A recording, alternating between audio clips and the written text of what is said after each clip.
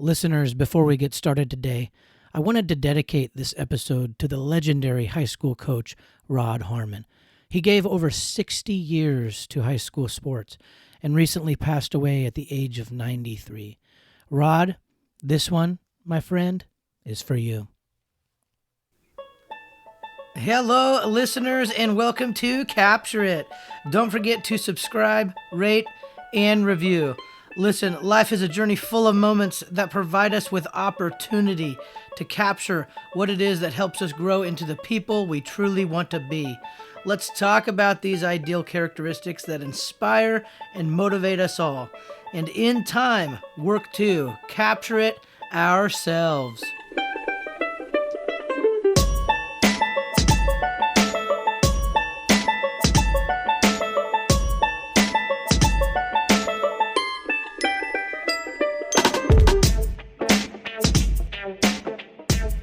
For the show today, I invited two graduating valedictorians to the podcast.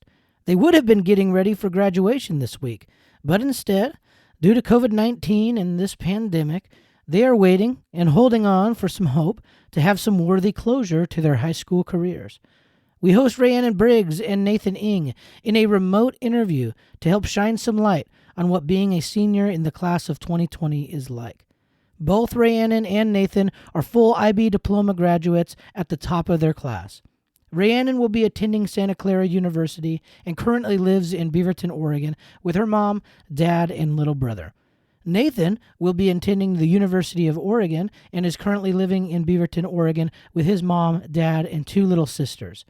This interview will also help shine some light on why teachers are struggling so much right now with being away from their students. Hang tight toward the end of the episode. Rhiannon and Nathan will both share a letter they have written to all graduating seniors of the class of 2020. Listeners, I just wanted to take a quick moment to thank this episode's sponsor. For all your auto, home, life, and business insurance needs, give local Farmers Insurance agent David Oppett a call at 503-863-5878. As someone who has grown up in Oregon, he knows all the important details of the Pacific Northwest to keep and make sure that all your greatest assets are always protected. David is definitely somebody that I trust, and I hope you can trust him too with all your insurance needs. And with that being said, listeners, enjoy episode 6.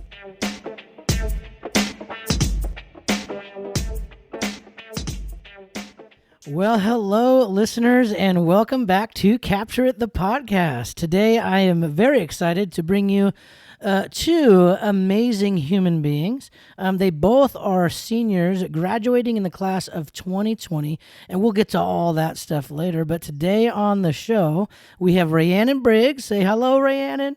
Hello. And we have Nathan Ng. How you doing, Nathan? Doing good. How are you? Good.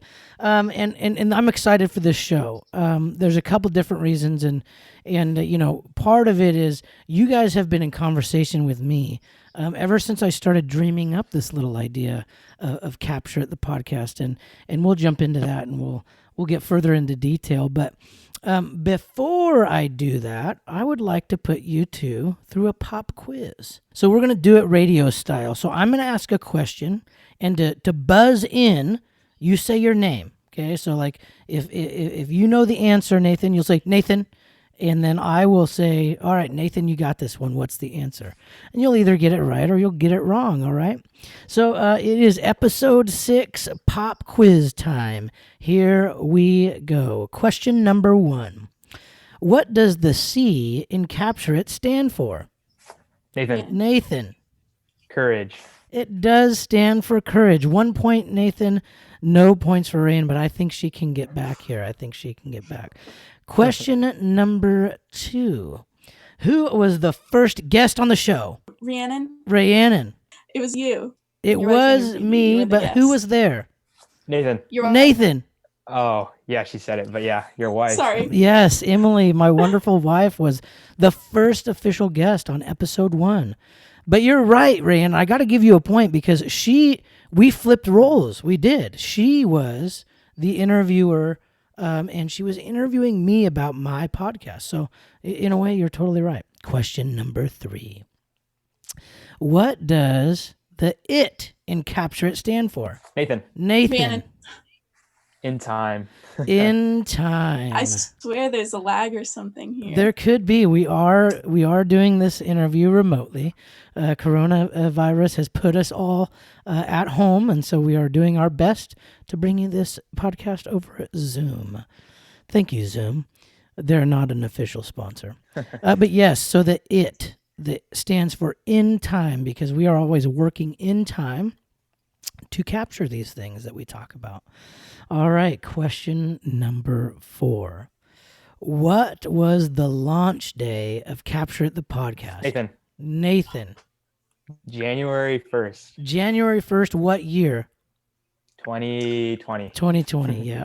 We launched this year. Good. I think Nathan might be in the lead, but Rhiannon, I'll tell you what. This question, if you get it right, I will officially give you the winning point. Ooh, all right. Question number 5. What does the T stand for in Capture It? And hint, we're going to dive in. Okay. We're going to use it as our umbrella today. Oh my gosh, I'm so embarrassed. I really can't remember. Don't be embarrassed. It starts with a T, and it's not Traeger. Oh my gosh, it's not trust. It's not trust, but trust is a great thing to talk about, and we'll eventually talk about it on this show. Whoa, you can't look this up. You can't. You'd have to probably go back and listen to episode 1. Here we go. Trust. No, I'm just kidding. It's truth. Truth. Yeah. Oh my gosh. Courage, attitude, perspective, truth, uniqueness, recognition, and empathy. I mean, in time, we work to capture it. All right, ding, ding, ding. Nathan, we're going to have to call you the winner on episode 6, Pop Quiz.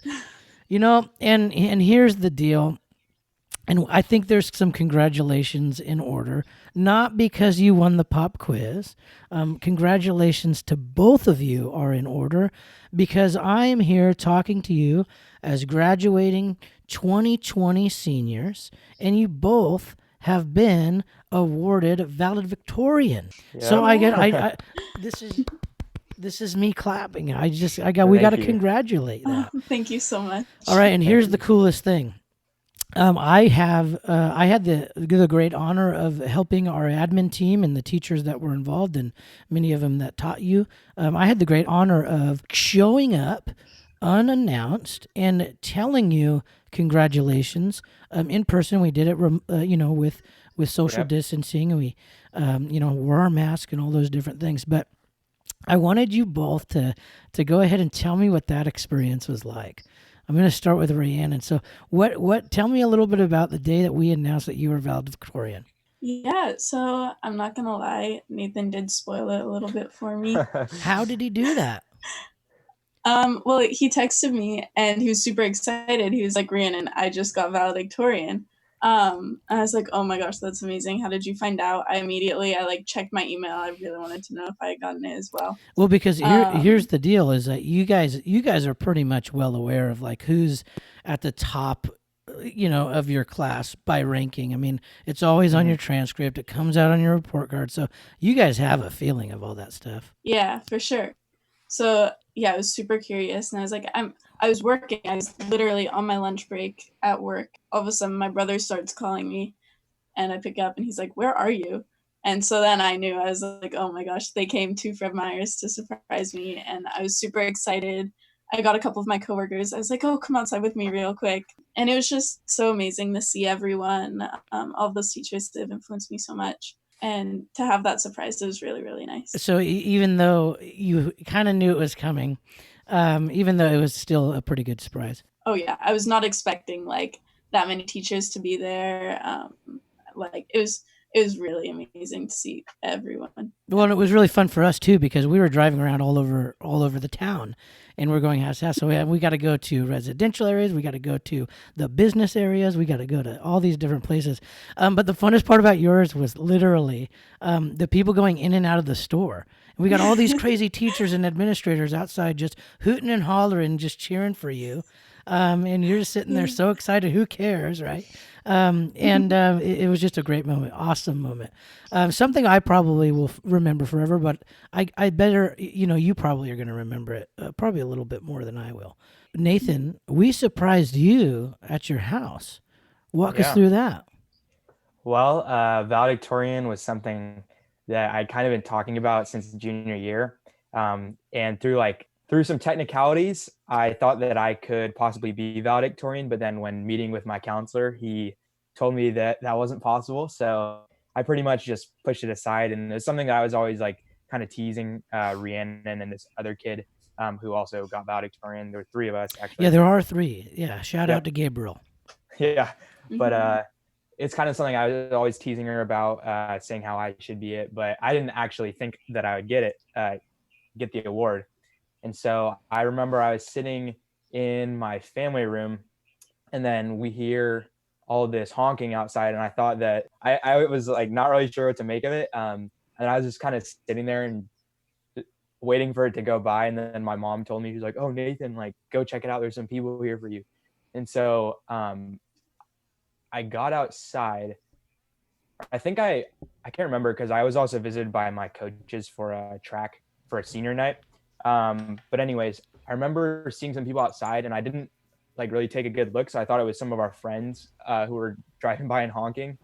But then I realized that it was teachers, and my first initial thoughts were, "Oh, this is for graduation," because for all the other seniors, and I mean there would have been a lot of seniors that you guys were visiting, but I just thought it was because um, I was basically graduating. But then my dad had to point out the sign. Someone was holding up the congrats valedictorian 2020. That was the best part. In Rhiannon, you Yeah. didn't get a bunch of honking because we couldn't find the close enough parking spots at your job. But Nathan got a bunch of honking. But yeah, that part where you realized like what was actually going on, that was cool. Tell me about that. Yeah. No, yeah.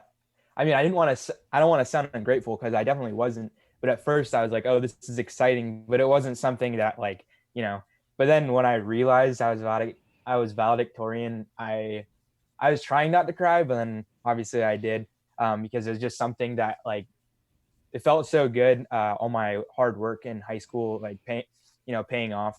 Not that it didn't in other ways, but it was just something nice in this whole situation, a nice outcome. Yeah, So yeah, and that's it why. just felt really good. Yeah, that's why it was really important for us to do this in a way that was still optimal for an experience and optimal for a memory. We usually would announce that during an assembly. We would get to our spring fling assembly. We would call you guys down to the floor, and we'd announce. And that's great to do it in front of the school, but we still wanted to make it something that was really special for you guys. And so hopefully that memory. I just think about your faces. I mean, pure joy.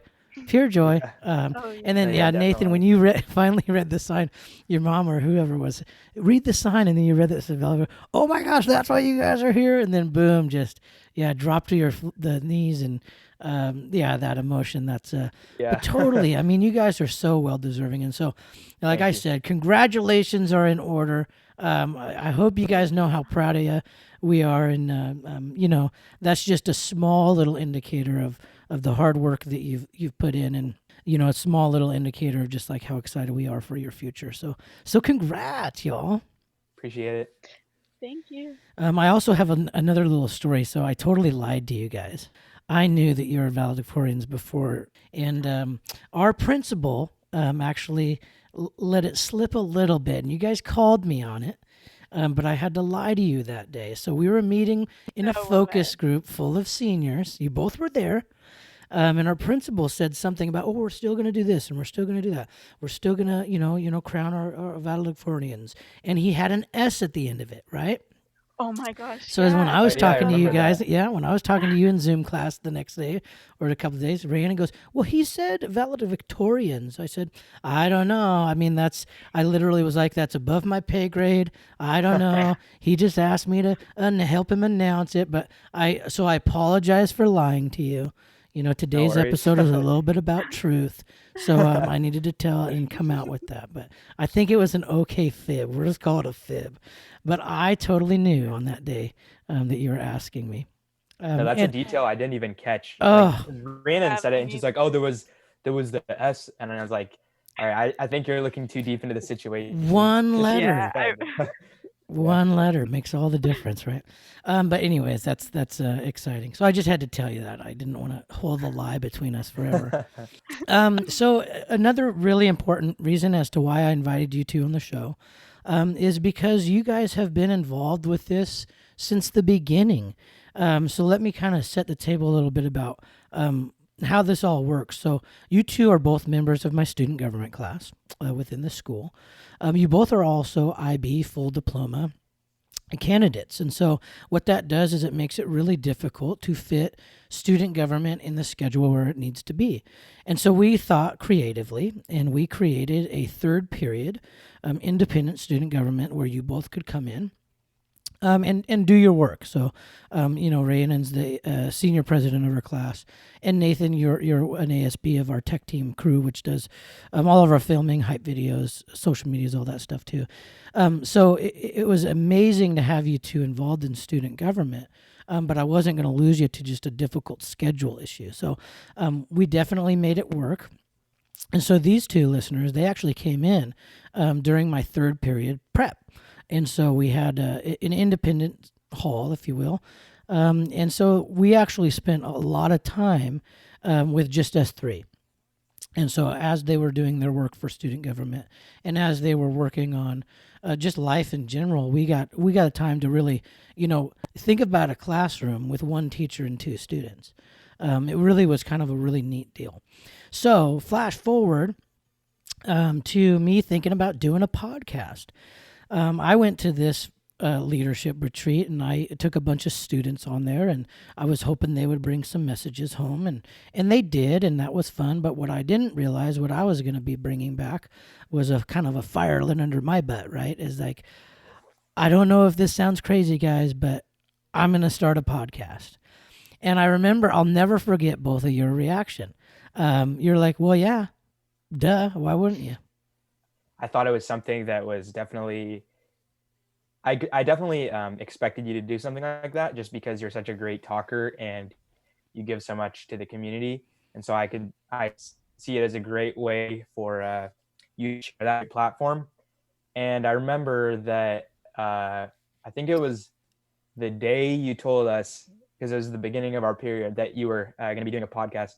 I'm pretty sure I made the logo that period for you. So Yeah. Well, and, Capture It fans, I mean, you guys see the logo all over the place. Nathan made that. He's like, oh, let me just, what do you want it to look like? Oh, well, I would really like the Capture It to kind of like fit inside the IT and, makes, because we got to capture it in time and all that. And yeah, Nathan whipped that out in about 10 minutes, and I've been using it ever since. So I'm still waiting for an in-service, or an invoice, You got to no, send me a bill. my gift for you. We got to pay you for that. My All right. gift for you. Yeah, well, thank you. Rhiannon, what were your thoughts? What were you thinking? Yeah, I mean, I was thinking it's about time, right? Like, you're such an inspiring speaker, and I think you have a lot of wisdom and good thoughts to share, and I think that this is a perfect platform for you, like Nathan was saying. So Well, I definitely thought it's about time. Like, why haven't you done it already? yeah, well, it's been on my bucket list. Let's just do it, and then let's grow. So I got to thank you guys for the first indication of like, I think I'm going to do this. You guys instantly were something for me, and I don't really think you understand how important it was. But you guys instantaneously believed in the idea, maybe even more so than I did. And that was really huge for me. And so thank you for being that for me.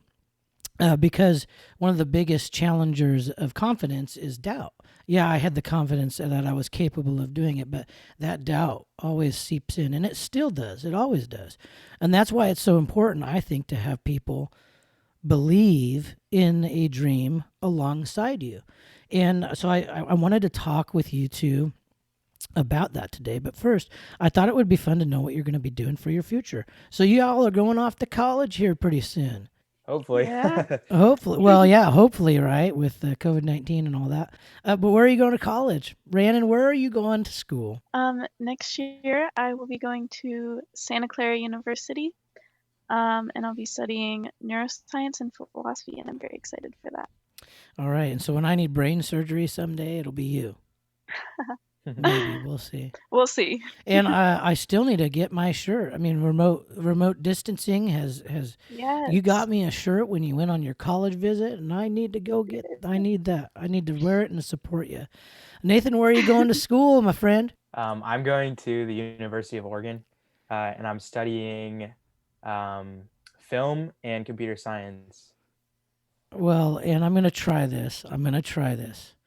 Go Ducks. Oh, it's so unnatural coming. It's so unnatural. Yeah, I'll get I'm you. so happy for you. You're gonna do great at Oregon. I went to Oregon State, so I got to give a go Beavs, just to balance out the universe a little bit. But congratulations on both of you. That's gonna be awesome. And you guys are gonna love it. You're gonna do great. And I hope you know that going through high school, and you guys are both IB graduates, and you'll be fine. You can do college, and you're gonna be great at it. I mean, if I can do it, you can do it. I ain't the smartest cookie in the bunch here, and I said ain't a word, and you ain't gonna use it, but it'll be okay. What are you most excited about going off to school? For me, I'm really, really excited to be able to be somewhere new and so different and really like live on my own, be able to have that sense of independence and doing things for myself. I'm really, really excited for that. Yeah, and you will, and you'll have that sink or swim moment. Like you're kind of on your own, so you might as well try to enjoy it, right? Nathan, how about you? What are you Yeah. most excited about? I'm most excited probably to check out a new town, or I guess it's considered a city.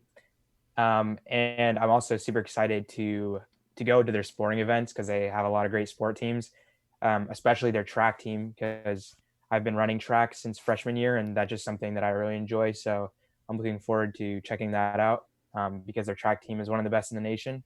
And then also just seeing my friends, reconnecting with friends from different grades who ended up moving on before I did from high school. Yeah, you'll be able to make all those different connections, especially when you stay in state.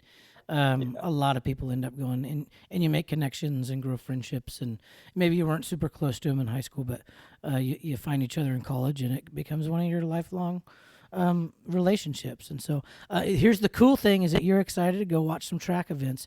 Track and field athlete Riley Traeger. She's going down there. She's going to be throwing jav, discus maybe, and hopefully kicking butt. So Yeah. shout out to Riley Traeger, my cousin. She's graduating in your class too, class of 2020. So I want to talk a little bit further about, and I kind of lead it on into this earlier, is that you two really helped believe in this dream with me. And it's made me do a lot of thinking about how important that is to having people dream alongside with you as you go through whatever your journey is, whatever your goals are, whatever you're committed to. Because there are going to be times when you doubt. There are going to be times where you think that you're not cut out for it.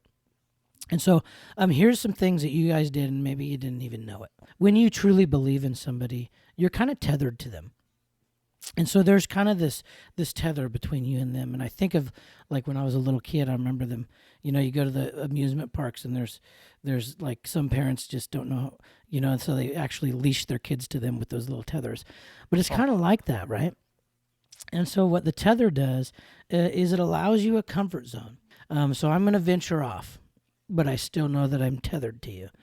And so if I fall and if I stumble, I might be able to get up. But if I take that fall off the edge of a cliff, if you will, I'm tethered to somebody. And so there's that sense of security, and that's huge. And so when you have people believing alongside of you, that's almost like you have this natural tether system that really helps guide you, and you can go, but you have that support there, and they're within your social network, and that's really important.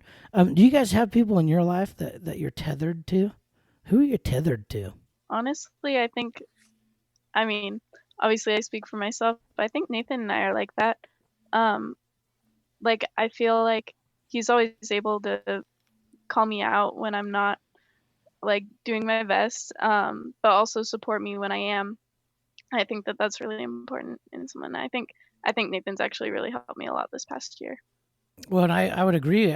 Just to being an observer of your two friendship. I mean, you're not just two random students that I'm talking to. You two are actually friends, and in the outside world, you're friends. But yeah, through my observations, you two are very much so tethered, and you hit on it really really important. Like you two use each other to call each other out on what needs to be called out on, and that's an important part, right? We're talking about truth, right? Nathan, you tethered to anybody? No, I would agree. And I would say, in a sense, also my family, just because, um, they give me freedom, obviously, but then at the same time, um, they're there for me whenever I need help, and they've been a constant in my life, obviously. So I would say that, in a sense, I'm tethered to them. Yeah, and there's going to be certain points in your life where you break free of those tethers because you simply don't need them anymore. And that's a really defining moment, and that's a cool moment because, it's like, yeah, I would say my parents, I was tethered to them for a long time because I needed that support network, right? And then when you love someone, you got to let them go, you got to let them fly, right? So I think that tether system, believing in somebody alongside of them in their dream, is huge because you create that safety net for them. Where there's going to be honesty there, there's going to be truth telling there, and that's huge. In my work, it's not an easy job, and I have a principal that's very very supportive of me in my work. I believe in what he's doing as a principal, and so like if I just think about just my work life, I'm very much so tethered to him. Because we help each other in that, and when he gets too far, I pull him back, and when I get too far, he pulls me back in. And that tether really really is important for us because if we dream, sometimes my head gets in the cloud, and one of the greatest tetherings that I have is my wife, and she's just like, hey, bring that back down here. How are you ever going to do that before you do this, and so it's really important to have people in your life that you can tether to that creates that safety network. The other thing, and Rhiannon kind of talked about this a little bit too, is that important of using truth to protect a healthy ego. We talked about ego before in some of our other episodes of being the anesthesia that deadens the mind of stupidity and ignorance, right? But let's be honest, ego is important to have. You have to have confidence. You have to have that, I'm capable. You have to have that little bit of ego that's healthy enough to allow you to go do things. But unhealthy ego, that ego that's too big, that's what sinks the Titanic, right? It wasn't an iceberg that sank the Titanic. It was a bunch of egos thinking that they were bigger than they were. So that's that truth that helps protect a purposeful ego. Well, yeah, I like your description and connection between being tethered to someone and ego. They definitely serve to balance yourself out, because I know, like Rhiannon said, at times where she thought I kind of called her out on things she could have done better, but obviously she did that as well to me. Oh, I've heard her. Yeah, I've heard her. It was good. It was good for me because at times I was ignorant or egotistical, and it was just nice to have someone there calling me out and not letting me get away with how I wanted to act every time. If that makes sense. Well, I think, this is the old health teacher in me, but it's like you have nutrient-rich foods, and then you have empty calories. And so as we work to give truth, the type of truth that is productive to a purposeful ego, you got to give them that nutrient-rich stuff, not the empty calories. We can't just be like, yeah, you can do anything. That's great, but where's the evidence that supports that and makes that more truthful, right? And so it's I give the example of like, you got this, Rhiannon, and here's why. You remember that one time that you did this? That right there, that's truth that is tied to the fact that you should be confident in going and doing this because here's why. You've proved that you can do it before. And so it's like, I like to think of it like nutrient-rich truth, right? That'll really allow you, like, you can do this because here's why. And that's healthy for an ego because you're just showing them something that is already there. But where you do it, the other thing, those empty calories, right? You're the best at this. I think about athletes all the time with this. It's like their parents saying, "Oh, you should be starting." Well, there's no evidence on the other end here that they should be in that starting position. But oh, you're the best out there. You're the best on the field. You deserve the most playing time. That's tough because that might be empty calorie type truth versus your nutrient rich. Well, here's what all the facts say. All those different things. The other thing, and I think you both do a great job with this, is you have grace in your truth. Because here's the cool thing is I kind of took a back seat sometimes when you guys are in my office and you have these great conversations, these critical conversations, but you have a way of telling truth and being honest with each other with a certain amount of grace. And that's huge. So what do you think about that? How do you give grace, or how do you give truth in a way that is graceful? I think that if you are being honest with yourself, and I think it's obviously it depends on who you're with, but like in the case of Rhiannon and I feel pretty comfortable saying most things to her. And so I'm actually speaking from what I believe to be true and from my heart rather than kind of what other people expect to hear, which is why I appreciated conversations with Rhiannon so much, is because she spoke what she believed and I spoke what I believed. It just showed where our lines of thinking connected and then also diverged. And Rhiannon, Yeah, you and have I think that. go ahead. You have a great grace about giving information and truth. Oh, well, thank you. But I think that the kind of to circle back to ego, the important part of sharing truth gracefully, and I think the reason why Nathan and I are so able to do it well with each other is like if you have a huge ego and you let that get in the way of how you perceive truth or how you're willing to consider truth or others' opinions or beliefs or values, I think that conflating those with your ego really leads to that sort of ungraceful, clumsy, or like rude truth. So I think that it's especially important that when you share truth, you do it with people who you're able to not really have a big ego, but not a small ego either. Like a good balance with. I think that really helps make it more graceful. Couldn't agree with you more. And I think a big part of like grace with truth is your ability to know when is the right moment to share with somebody something. Before they're going out to give this speech in class, don't tell them that they say too much. It's like, yeah, they might say too much, but that's not the time to tell them, right? It's the time to, way before then. So it's like, it's a part of having grace with truth is like, know when to tell somebody something, know when the right moment is. And I always talk about like when two people are in an argument, and they're both fired up, that might not be the best time to decide what needs to be happening there.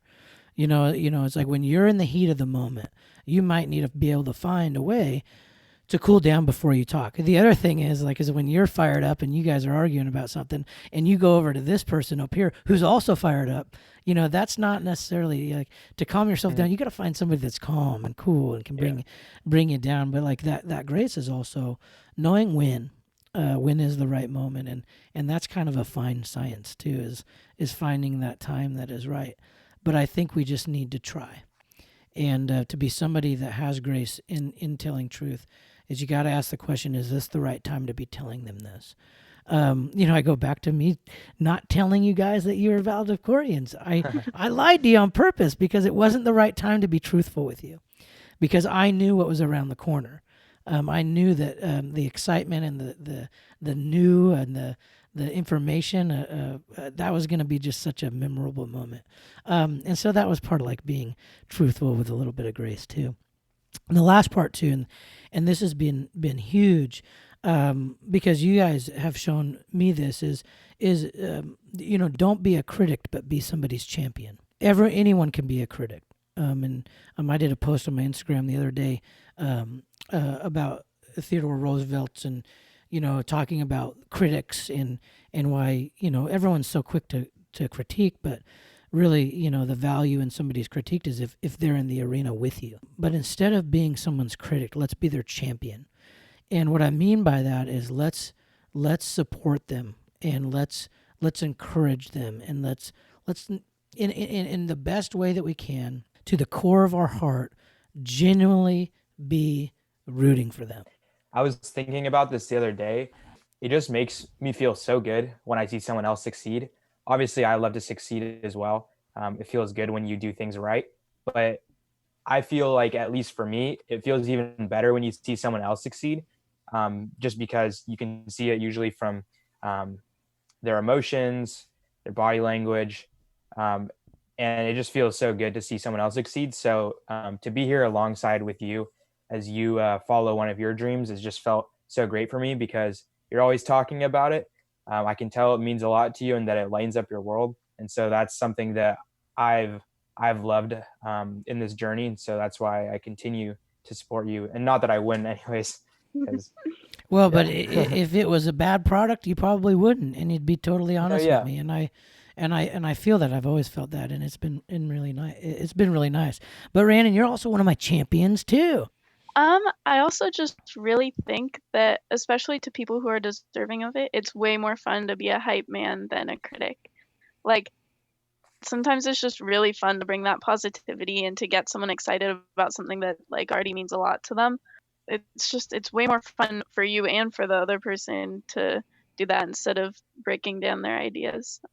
But yeah, I really like being like a hype person. I think that that's so It fun. just feels better. I mean, it feels better, and it's when, and I think it's when you believe in something with somebody, and you're like you can see that and share that vision. That how do you not get excited for someone? And so I love when you're both like it's like when I see my friends succeeding, yeah. But okay, but here's the deal: is that we have human emotions, very natural emotions, envy, jealousy. Like those are real things. And they can take a toll on us, right? So envy is totally human. It's part of our nature. So at Princeton, right, they're doing this study, Schadenfreude, right, and what Schadenfreude is it's actually pleasure derived by somebody else's misfortune. Like and so like we know that envy exists, and what Princeton is kind of opening in these new studies is that there are people that really just are rooting against everybody, um, and if it's not success for them, then it's no good, and they don't want to celebrate with it. They don't want to buy into it. They don't want to encourage it, right?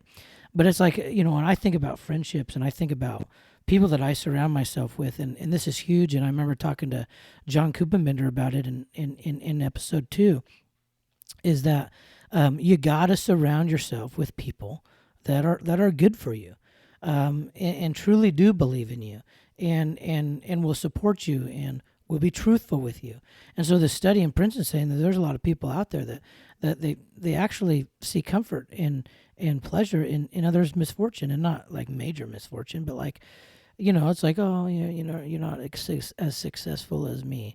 They enjoy that, and that's just, I mean, that's a shame that's part of it. But like knowing that envy and jealousy are human nature, and emotions that we naturally have, I can get that. I can understand that. But I think it's also important to know that we got to do it every way that we can. We got to fight off those things, and that's, I think, what being a true supporter of somebody is. So we got to make sure that it's not a competition between us.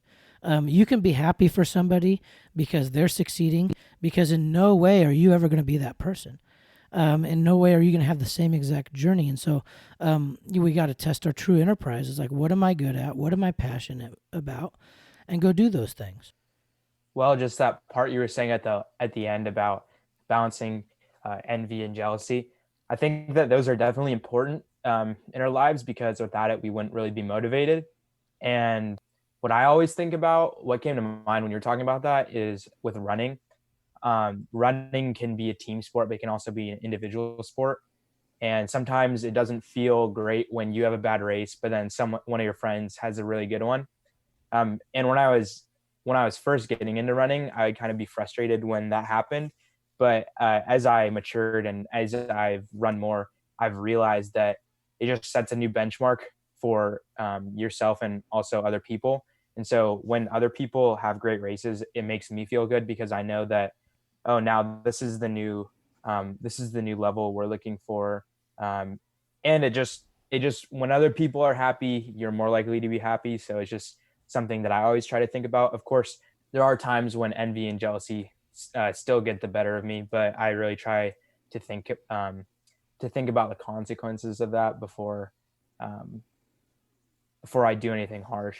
I'm not gonna lie, definitely jealousy is something that I struggle with a lot. And like Nathan was saying with running, I mean, I did this since middle school, but I had to let myself quit my junior year because um, for me it felt so individual that um, it was just really tough for me, and it was definitely that envy, that jealousy that I like. For me, that's definitely something I really struggle with is not um, like letting myself not be first, which yeah has definitely been hard for me and something that I think I've really been able to grow from this past year. But Well, and I think you're both relating to this is like through our maturity, through our own personal growth. That's where we can overcome things like envy and jealousy. Is that we have to find a way to know that these are normal, natural feelings. But I'm not going to allow that to control my mindset on what I think about this person's success over here. And it's really, really difficult for some people because when the light's shining on somebody else, and they really want that light to be shining on them, it's really difficult for them to be happy for that person. And so I think that you both are hitting it right on where we need to go. Is like it's that growth, it's that maturity that we have in ourselves to say, I'm having these feelings. Those are normal feelings, but I can overcome that, and I can use that as a reminder to force my mind and my mindset and my thought into this way. That's so huge for other people, and so huge for the people that we not only want to support, but in the turn we want them to support us when we're having our successes. And that's a really healthy, genuine relationship you can have in your life. When others are succeeding, and they're in like your social network, and you call them your friend. Yeah, oh, like that should be the feeling we have. And if it's not, then question what's going on, and try to mature, try to growth into whatever is going on. So, yeah, that's huge. That's huge. So, I have invited both of you on here for a couple different reasons. So like we just talked about, the fact that since I've been kind of talking about this and really putting the plan into motion, you guys have been there and kind of definitely being my hype people all along the way, and believing in me, in my dream, and getting this podcast up and rolling. And so forever you'll be that key part to what this has been and what it will be. And so that's just a huge amount of thank you for that. And then the other part, the other reason I thought it would be a good idea to have you on the show and in this podcast is because right now you two are both graduating, and you're in the class of 2020, and you are being asked to stay at home and not finish out your senior year. I'm not saying not finish it, like we're finished, like you guys are, for the most part, got your credits, and that part's rolling over, and that will happen. But for the most part, we're not at school because of COVID-19 and the coronavirus and what's going on. So I wanted to have a conversation in that realm because a lot of listeners out there may not have somebody close in their life that's a senior or maybe even a student, or and I think it would be really interesting for them to kind of hear what you guys are going through, to kind of shine some light. And the P in capture, it stands for perspective. What a unique perspective you guys have on this whole thing, because your senior year has been ending in a way we never would have imagined it. And so I really quick, I just have just a question around that is, what are you thinking at this time? What is challenging you at this time? How is it impacting you? for me, I'm a very sentimental person, so this has been very rough for me because um, I don't know, it's supposed to be a time of sentimentality, right? And being able to um, say goodbye, like slowly, to all of these people that we've built such amazing relationships with over the past 12 years, and just to kind of to lose the opportunity to really like grow with them into adults these 3 months, our last 3 months of our senior year. That's been a huge loss, which definitely a bummer. Yeah, and it's tough, and it bugs me when people are like, "Oh, seniors, it's not that big." People are dying out there, and I get that, and I respect that, and totally honor like what the seriousness of some other situations, but that doesn't make the hurt less, right? It doesn't make what's going on definitely a challenge and a struggle. And so I think it's important to understand all situations and how this is impacting all sorts of different things. Because if you ask me straight up, like what do I remember about high school? Some stuff, but I remember my graduation. I definitely do. And I remember like having that feeling of being like the end and sharing that and prom and all those different things. It's like those are the memories that we're losing out on a little bit here. So Nathan, how is it how are you doing in this time? What's challenging you? What's the impact? I would definitely say at first, it was we didn't realize that it would be something that was this severe and lasting this long, and so it wasn't something that really affected me at first. But then, as I found out more information and realized that this was more of a long-term thing, of course, I did kind of have a pity party for myself. But at the same time, like you mentioned, there are worse things going on, and so I try to think about that and um, tell myself that I don't have it as bad off as a lot of other people out there. Um, but also something that this makes me think about is how um, our class has faced so much adversity within the last 4 years. Between this isn't every other class, but at least for our class in our district, we had to go through a boundary change. So there was a new school that was created, and this caused a lot of our class to be split up, and a lot of friend groups and demographics were changing when we happened our sophomore year. And so that was the first big challenge that our class faced as a whole. And now this, and I just think that we've gone through so much adversity that it's preparing us to face similar challenges when we're, you know, 20, 30 years down the road, or even maybe 5 years down the road. But it's better preparing us for things, unfortunate events that do happen. And so even though this has sucked, we are learning from this experience. And you're voicing so much wisdom in that. I mean, both of you, just how you're handling that situation, and you're right. And we wouldn't have gotten Rhiannon at our school if it wasn't for the boundary changes. So there's silver lining in everything, right? And like Exactly. you will remember this time, in the way that this ended for you, and the class of 2020 will be remembered as this forever. And so that might be down the road, because right now it just is a lot of hurt and a lot of like, but down the road it might be one of the most impactful moments in a positive way for you. And when I think of your class, I think, and specific to your class, that the one that boundary change, and then now this is like the word that comes to mind is resilience, and I just can't think. Of your class without thinking of resilience, because you have been knocked down and you've gotten up again. You've had a curveball thrown your way, and you've managed a bunt and squeezed it out to get on first base, and you've managed, and you've handled things with a great amount of resilience, because the end goal has never changed, to get across the finish line, right? But I'm telling you this right now. When you walk across that stage, and maybe you don't walk across the stage, maybe that's not something that happens for us, but figuratively speaking, when you walk across that stage and you get that diploma, you are not only getting a high school diploma, you are getting something that not a lot of people will ever experience in their life. And so to me, that has, in my eyes, like, I'm going to be respecting the class of 2020 for a long, long, long, long time. Because when you get that diploma, there's going to be something attached to it. And it's going to be something that hopefully is a reminder that you can handle challenges, and you can celebrate even in the worst of times, and that you can live life in a life of resilience and bounce back when things get tough.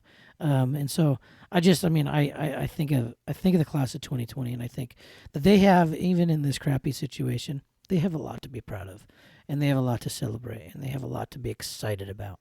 So listeners, before we started this episode and I officially invited Rhiannon and Nathan to be on episode 6, I asked them if they'd be willing to write a letter to the class of 2020, and not just their class and their school, but every graduating senior of the year of 2020.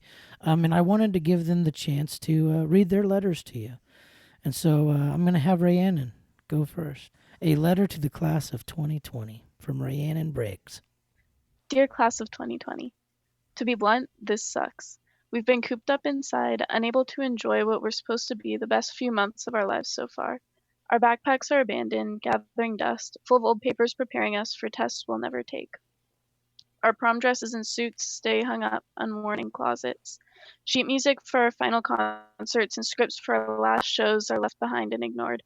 New personal records won't be set and championship games won't be played. So many last days spent in classes, signing yearbooks, enjoying our last moments among friends as we slowly let go of our time together have been lost. The inherent nostalgia of these times is something we'll never get to experience. We've spent years growing together, creating families we'll now never have the opportunity to give a proper goodbye to. And though we're losing the sentimentality of our last parties, car rides with friends, and weekend adventures to this pandemic, we're proving the collective selflessness of the class of 2020. We allow our care for each other, each other's families, and the well being of strangers in our communities to supersede some of the most important days of our lives. By staying home, physically distancing, and accepting the fate of our senior year, we've put the health of vulnerable populations before our own happiness. Our strength is in our compassion and our togetherness, and we have established that it is at the core of who we are as a class. Not only has our sense of normal been completely erased at such a vital time of our lives, it is also in our hands to ensure that our futures are impacted by the lessons taught in this trying time. Inequities across the country and across the world have become evident, and in our gradual rebuilding, we must recognize and correct these fundamental errors of our society. Many systems have been broken down by the novel coronavirus. The United States is having to make significant and long overdue changes to everything from healthcare to economic supplements to the accessibility of voting. And the renovation of these long-standing institutions will not be instant. It will be drawn out over the course of our young adult lives. This gives us the opportunity to create equitable frameworks for our society. The ways in which our class specifically will learn, develop, and grow as individuals have already been uniquely impacted. It is up to us to ensure that we take this growth and apply it to our collective future. We have already undertaken the responsibilities of life as young people in these trying circumstances.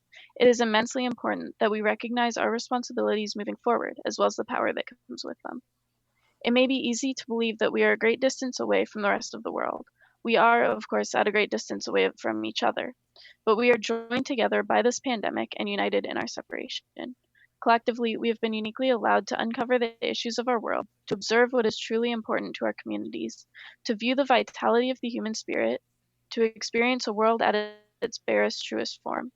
And from this, we will grow and create change and continue to selflessly sacrifice things that matter in light of the significance of the lives of every person on this planet. We are graduating into a world fundamentally different from what we knew before. The ominous uncertainty of our circumstances will not make it easy for us to live as we had planned, but we have inherited a collective integrity that will allow us to push forward through the most uncertain of times for the rest of our lives. Yes, we carry a burden, and yes, it is accompanied with a trauma that will present itself throughout our lives, but we are not alone. It's interesting and difficult to consider this idea that we're really together because we can't even be sure of how many of our classmates we've seen for the last time. We feel angry and upset and, most of all, lonely. And while these are all valid, especially the loneliness, it is important to remember that we are not alone. In this, we find our strength. We are a community with experiences entirely exclusive to us. We are together. We are not alone. No, we won't be able to dance the night away or walk across the stage to pomp and circumstance. But our willingness to literally save the lives of others through our sacrifices is a manifestation of the incredible things that the graduating class of 2020 is capable of. We have and will continue to put others above ourselves, and for that we will be remembered. At this point, our last day of high school is long gone, but we will always be the class of 2020, and we will never be alone. Nice. Yeah, we clap, you. right? Absolutely. I mean, just so much in there. I mean, that is a beautiful letter. Thank you. Just the thing that stuck out with me as you read that is that collective selflessness as a class, and how you all have come together to stay apart, right? And you're doing this in a way because it's not about you. It's about the impact that you can have. And we've said that over and over and over on this podcast is our lives is not about us. It's about the impact that we can have on others. You all are showing that. And you're doing it collectively as a group. So I love that how much you talk about coming together, joining together, collecting in selflessness, right? And also in observing right now a huge amount of inequity that exists in our structures, and how us seeing this as you go out into the world and becoming professionals, maybe that can be the foundation, maybe that can be the structure. And when we start building some of these issues to no longer exist, and that's huge. And also I think it's important that you said that you are inheriting this situation. It isn't anything that you all did or deserve or made this happen. You are inheriting it. And I love that you talk about y'all are collectively making that sacrifice. And if that doesn't show love, if that doesn't show resilience, and if that doesn't show the world that the class of 2020 is ready to go help, maybe we should relook, right? Maybe we should relook. Thank you for sharing that, Rhiannon. Of course. Thank you. Nathan also wrote a letter to the class of 2020 that he would like to share at this time. Yeah, it's not nearly as good as Rhiannon's because her vocabulary and language is so much better than mine. But well, props to you, Rhiannon. Hey, y'all are while you're seeing this. I mean, hey, this is why these two are valedictorians. I mean, they're brilliant. But Nathan, all right. you wrote me an email that brought me to tears. So don't tell me you're not good with your words. All right. Dear class of 2020, a moment that seems so distant to us as freshmen has finally arrived, even if it wasn't how we expected it. We've reached the final steps in our journey of high school. 4 short years ago, many of us had no clue what to make of our lives or who we really were. In fact, many of us still don't know. Our interests have varied greatly over the past few years. Freshman year, we may have found ourselves in a sport we thought we'd be sticking with for a lifetime, only to quit the following year and pick up a new hobby. We might have been really close with one friend group sophomore year, but by senior year, none of them were in your circle any longer. Our aspirations have changed, and what we value has shaped us into the people we are today. However, the reason I mention this change is not solely so we can reflect on who we've become, but who we are becoming. Although we may have concluded one segment of our lives, the journey of learning never ends. I want to tell a quick story that a friend of mine once told me. There was a young man walking down a deserted beach just before dawn. In the distance, he saw a frail old man. As he approached the ocean, he saw stranded starfish and throwing them back into the sea. The young man gazed in wonder as the old man again and again threw the small star from sand to the water. He asked, "Old man, why do you spend so much energy doing what seems to be such a waste of time?" The old man explained that the stranded starfish would die if left in the morning sun. "But there must be thousands of beaches and millions of starfish," exclaimed the young man. "How can you make any difference?" The old man looked at the small starfish in his hand, and as he threw it to the safety of the sea, he said, "It makes a difference to this one. Soon we will be the ones at the wheel. We will be the ones who decide not only our fates, but also the fate of humanity and this beautiful planet. The task ahead of us may seem daunting. So many responsibilities that don't seem like they should be ours will be placed upon our shoulders. We will make mistakes, sure. That's why the journey of learning is endless. However, along this journey, we will learn from these mistakes and ultimately do great things. You must never lose sight of the bigger picture. Although your actions might seem like they only have a small impact, they will make all the difference." Yeah, clap. Very nice. On that story. Oh, the story. Mr. Traeger actually told me the that one. starfish Yeah. story. I'm the friend who told you a story. I love that. Yeah. It makes a difference to this one, and I just love in that moment, right? It makes a difference to this one. I mean, as we set out, and you guys are totally right, Nathan. You said this in your letters. Like, it's our time to take the wheel, and eventually, the leadership, the control, the who's the population of who's doing the most work, the who becomes all these different things. You will have that time, and it's, I think the growth that comes out of this is huge.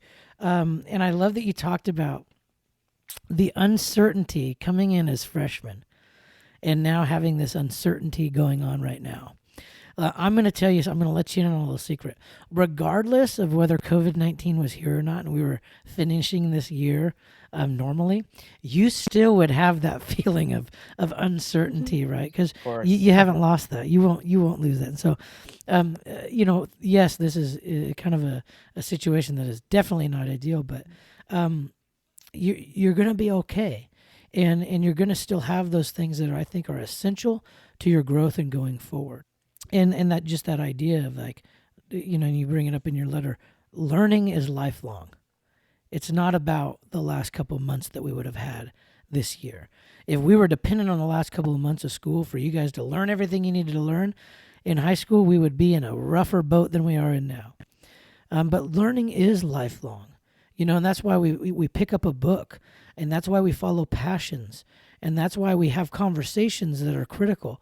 That's why we challenge ideas in our friendships, in our families, in our relationships, and that's why we take interests, and that's why we learn things like I learned from our last episodes, like walk slower and take note of the beauty that's around you. It's like life is full of those moments where we have to kind of pause and step back, or it's a life moment where we're going forward and we're growing. But 100%, life is a journey of learning.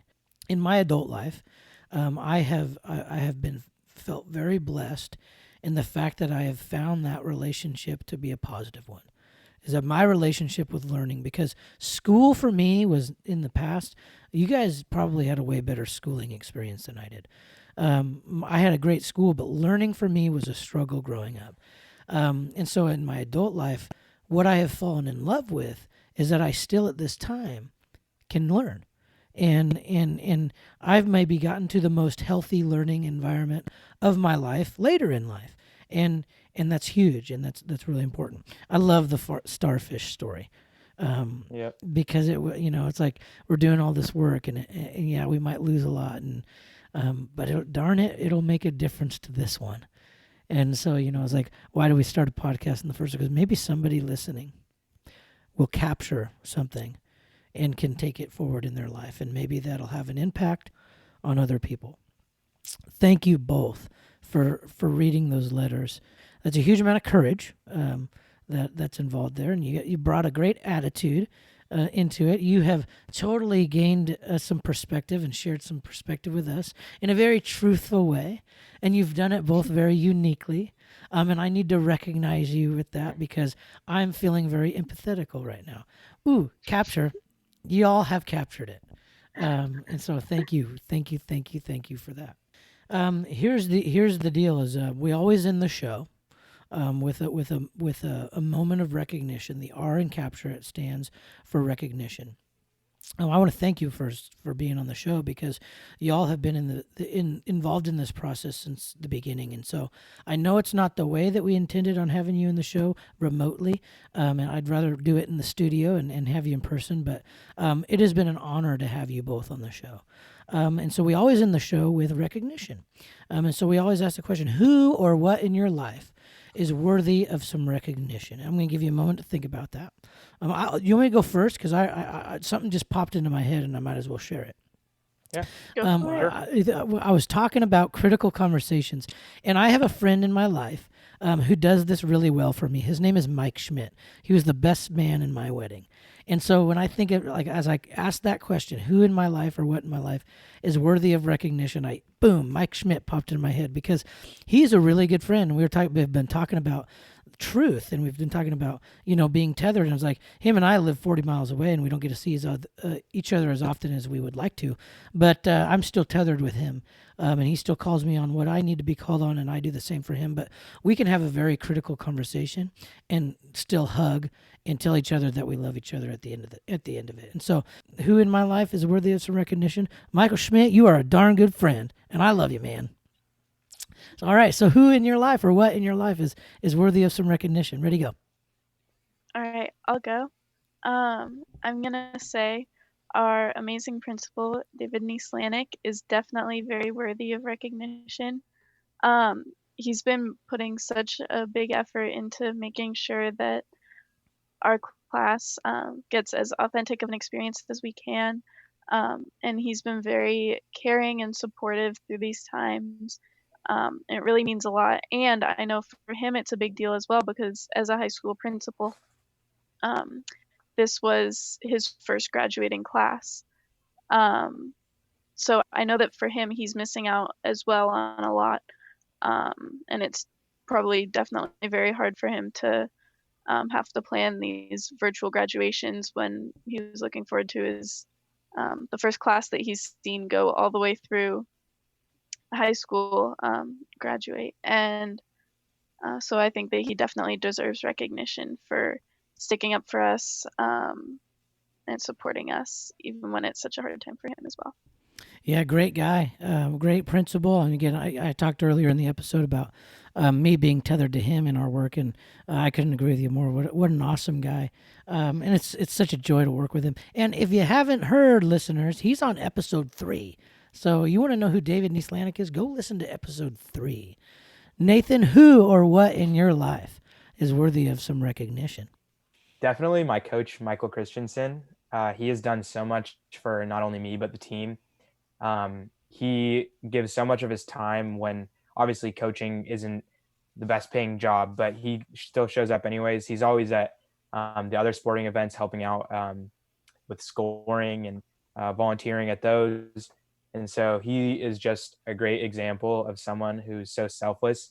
And it's been really humbling to get to know him. So thank you, Coach. And then also both of you guys, because you guys are a big part of my life. And I definitely would not be the person I am today without either one of you. Aww, if you can't see the screen right now, but Rhiannon and I both would just, aww. Thank you, Nathan, and Thank you very Coach. much. Yeah, Coach Michael he's awesome. I've got to interact with him a couple of times. He's just I'm always from across the building, Michael. And him and I have an inside joke about that. But yeah, totally right. Well, episode 6. Thank you, Rhiannon Briggs, Nathan Ing, for being on the show. I can't thank you enough. Thank you for having us. It's been awesome to have you all along this journey. And I'm so glad I got to have you on before you go off into the world, because I might not be able to get you back. But go do amazing things, because I know that you are. And if you're listening out there and you're wondering why teachers are struggling with being out of school right now, is because we get to interact on a daily basis with amazing students like these two every day. And it is such an identity, a hit to our identity to be outside of our building and away from our students, because 2 kids like this make all the difference in the world. And I'm so glad to know you. And I can't wait for someday when y'all can come back to college. I can take you to lunch or coffee or whatever. We could just catch up, because I would love to continue our friendship throughout the years. Me as well. Sound good? Of course. Yes. All right. Absolutely. All right. Well, listeners, if you are not yet following us on Instagram, make sure that you head to Instagram and follow us on the handle captureit.joe. Again, that's on Instagram. Hit subscribe. Let's go and give us a 5-star rating. Better yet, leave us a review. Say something nice about Nathan and Rhiannon on episode 6. Listeners, we love you. Thanks for stopping by. And until next time, always work in time to capture it. Capture it.